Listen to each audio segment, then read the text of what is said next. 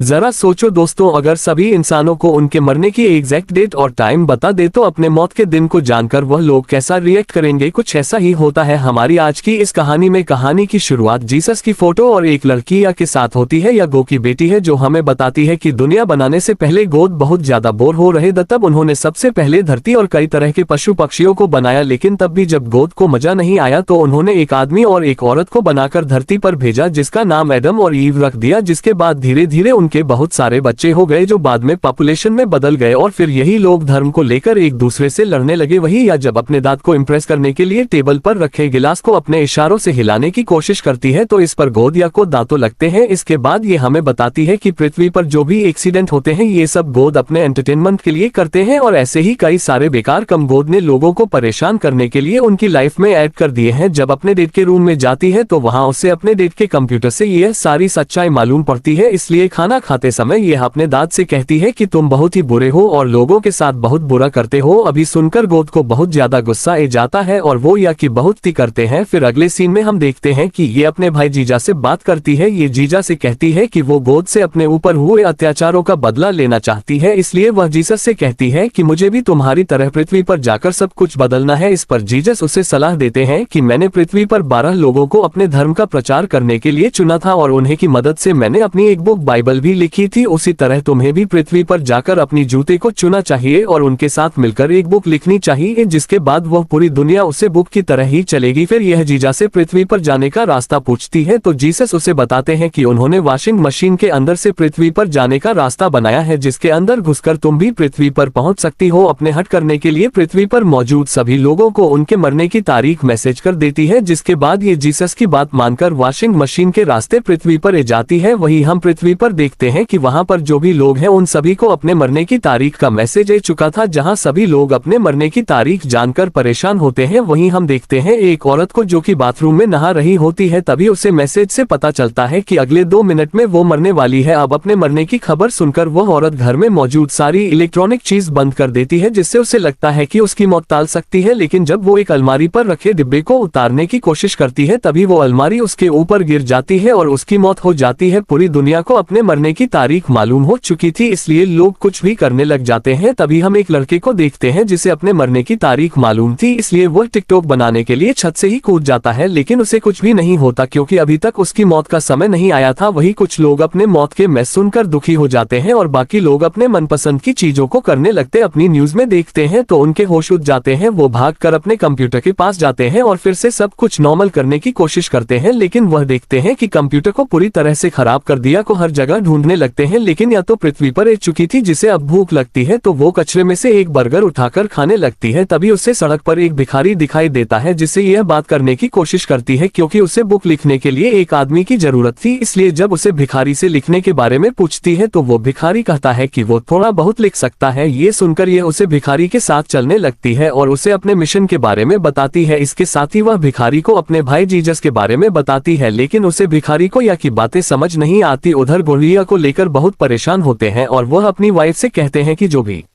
Jesus के साथ हुआ मैं नहीं चाहता कि वह या के साथ भी हो, इसलिए भैया को बचाने के लिए वॉशिंग मशीन में जाने लगते हैं। वहीं गोद की वाइफ उन्हें रोकने की कोशिश करती है, लेकिन गोद उनकी बात नहीं सुनते और पृथ्वी पर आ जाते हैं। वहीं अपने जूते को ढूंढकर उन्हें यकीन दिलाना चाहती है कि वो जीसस की बहन है ताकि वो उनके साथ मिलकर दुनिया बदल सके। इसके बाद यह अपनी पहली दूध एमएलए से मिलती है जिसे अपने मरने की तारीख मालूम होने के बाद भी अपनी लाइफ में कुछ नहीं बदला था। वही फैमिली बहुत खूबसूरत थी जो अपने घर में अकेली रहती थी और जिस बिल्डिंग में वो रहती थी उसे बिल्डिंग के सभी लोग उसके पीछे पड़े हुए थे, लेकिन फैमिली को उनमें कोई इंटरेस्ट नहीं था। हम देखते हैं कि एमएलए जब छोटी थी तो उसका एक्सीडेंट हो गया था जिससे उसका एक हाथ कट गया था, इसलिए मिली अभी तक एक आर्टिफिशियल हाथ का इस्तेमाल करती थी। आगे हम या को फैमिली के पास देखते हैं जहां वह फैमिली को अपने बारे में बताती है और फिर उसके बारे में पूछने लगती है, लेकिन इस पर फैमिली अपने बचपन में हुए एक्सीडेंट को लेकर रोने लगती है। तभी यह उसे कहती है कि मैं तुम्हारी तरह रो तो नहीं सकती, लेकिन लोगों को उनके हालत के हिसाब से म्यूजिक सुना करती हूँ। और फिर वह फैमिली को बताती है कि आज जब तुम सो रही होगी तब मैं तुम्हें तुम्हारा म्यूजिक सुनाऊंगी। फिर जब रात को मस हो जाती है तो वो अपने ड्रीम में देखती है कि उसका हाथ जो कि बचपन में कट चुका था वो फैमिली के सामने एक गाने पर डांस करने लगता है, जिसको देखकर एम्बी को ये यकीन हो जाता है कि यह सच में गोद की बेटी है। इसके बाद यह अपने अगले दूत जॉन के पास जाती है, जो कि पहले एक मॉल में काम किया करता था, लेकिन जब से उसे अपनी मौत की तारीख के बारे में पता चला तभी से वह एक पार्क में जाकर बैठ गया, क्योंकि अब वो एक सुकून भारी मौत चाहता था। तभी यह जॉन के पास आती है और उससे बात करने की कोशिश करती है और उसे बताती है कि वह गोद की बेटी है, लेकिन जॉन को भी यह की बातों पर यकीन नहीं होता। तो ये जॉन के सामने एक पंछी को बुलाती है और उससे बात करने लगती है। ये देखकर जॉन काफी हैरान हो जाता है, लेकिन फिर भी वह ये की बातों पर यकीन नहीं करता। इसके पास इन शिफ्ट होता है और हम देखते हैं कि गोद एक वॉशिंग मशीन से बाहर आने की कोशिश कर रहे होते हैं, जहां एक औरत उन्हें वहां से बाहर निकलते हुए देखकर डर जाती है और उन पर पेपर स्प्रे करके उन्हें वहां से भाग देती है। फिर जब गोद को भूख लगती है तो वो भी एक डस्टबिन से बर्गर उठाकर खाने लगते हैं, मगर तभी वहां पर कुछ गुंडे जाते हैं जिनसे गोद अपनी बेटी के बारे में पूछने लगते हैं, लेकिन वो गुंडे गोद को पागल समझकर उन्हें पीट देते हैं। फिल्म कोर्ट को एक हॉस्पिटल में देखते हैं जहां वो एक छोटे बच्चे से ब्रेड छीन कर खाने लगते हैं, लेकिन तब उसे बच्चे की मॉम गोद को पीट देती है। इसके बाद यह अपने अगले दूत जैक से मिलने जाती है, जो कि बहुत शर्मिला होता है। दरअसल जैक ने बचपन से लेकर आज तक कभी भी किसी लड़की को टच तक नहीं किया था, इसलिए जब उसे पता चलता है कि उसके पास जीने के लिए सिर्फ 83 दिन ही बचे हैं तो वो अपने सारे बचे हुए पैसे ऐश्वर्या में बर्बाद कर देता है। तभी या उसे एक नया रास्ता दिखाती है और कहती है कि तुम्हारी आवाज बहुत ही अच्छी है, तो तुम्हें आवाज से रिलेटेड ही किसी काम को करना चाहिए। अब जैक के पास और कोई रास्ता भी नहीं था, जिसके बाद जैक फिल्मों के अंदर वॉइस ओवर करने के काम में लग जाता है, जहां उसकी मुलाकात उसी लड़की से होती है जिसे वह बचपन में पसंद किया करता था। जिसके बाद वह दोनों बातों में अच्छे दोस्त भी बन जाते, लेकिन जब उसे फोटो को ध्यान से देखती है तो उसमें दूतों की संख्या 12 से बढ़कर 15 हो चुकी थी, जिसका मतलब था कि यह जिन 3 लोगों से मिली थी वो अब जीसस के दूत बन चुके थे। दूसरी तरफ गोद को जब भूख लगती है तो वो खाना खाने के लिए चर्च में जाते हैं, लेकिन गोद को रूल तोड़ने की वजह से वहां पर बहुत मार खानी पड़ती है। फिर जब गौर चर्च के फादर को कहते हैं कि जीसस मेरा बेटा है, तो ये सुनकर फादर भी गोद की अच्छी तरह कर देते हैं। इसके बाद हम अगले दूत चेरी को देखते हैं, जो कि एक प्रोफेशनल शूटर था और इसे किसी को भी मरने से कुछ भी फुल नहीं होता था, इसलिए को लोगों की मौत के बारे में पता चलता है कि गोद ने सभी को उनकी अंतिम तारीख भेज दी है। लोगों को मरने लगता है, तभी वहां पर यह आती है और उसे अपना मिशन बताती है। किसी को तो मरने आया था,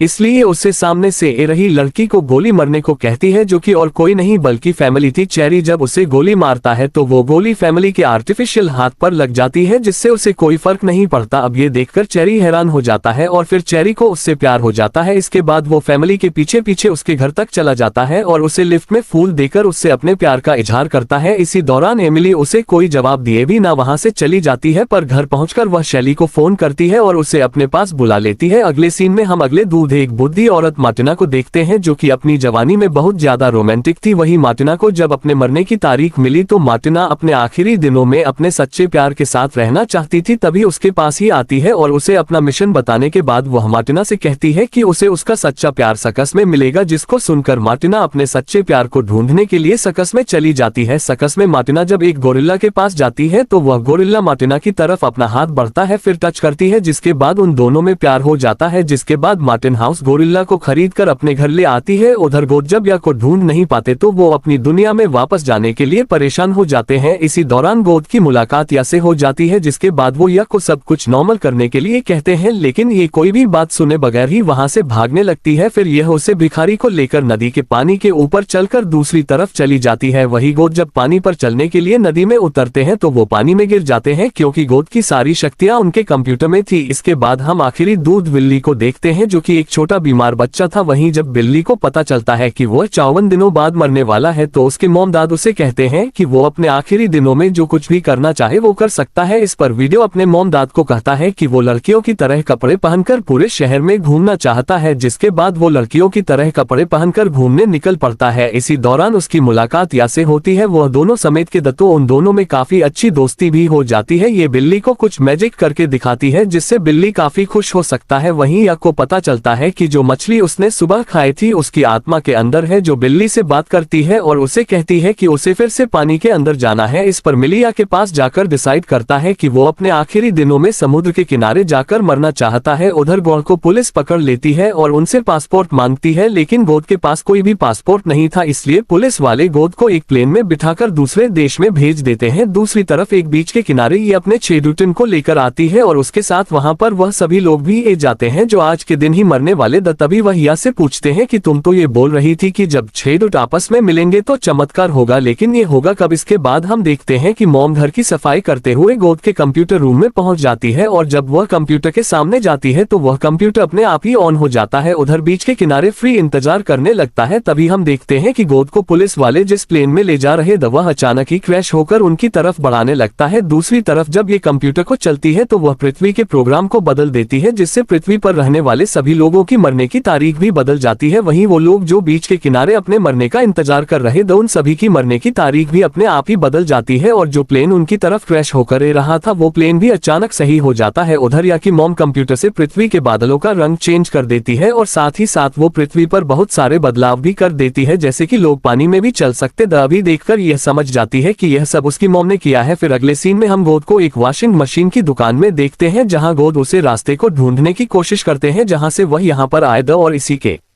साथ ही यह कहानी यही खत्म हो जाती है।